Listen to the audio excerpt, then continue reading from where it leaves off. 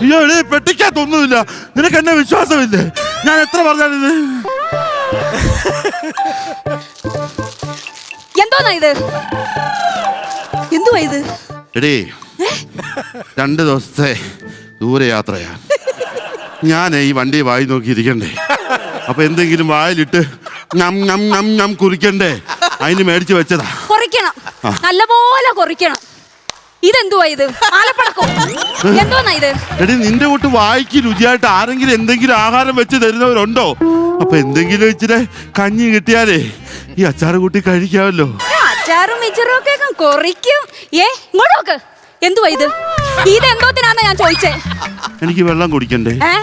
എടി എനിക്ക് വെള്ളം കുടിക്കണ്ടേ? വെള്ളം കുടിക്കണ്ടേ? അതിന് നിങ്ങൾ പോകുന്ന നാട്ടിലൊന്ന് ഗ്ലാസ് വാങ്ങിക്കാൻ കിട്ടത്തില്ലയോ? അയ്യോ ഈ രാജ്യത്തല്ലേ ജീവിക്കുന്നത്? എടി എന്തെല്ലാം മാരക രോഗങ്ങളാണ് നമ്മുടെ നാട്ടിൽ നടക്കുന്നത്.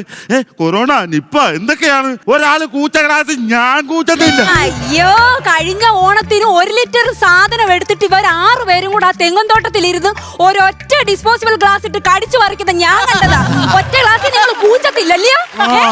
അയ്യോ അയ്യോ എന്റെ ദൈവമേ, എന്തോന്നാ ഇത്? ഇതെന്തോന്നാ ഇത്? എന്തുവാ?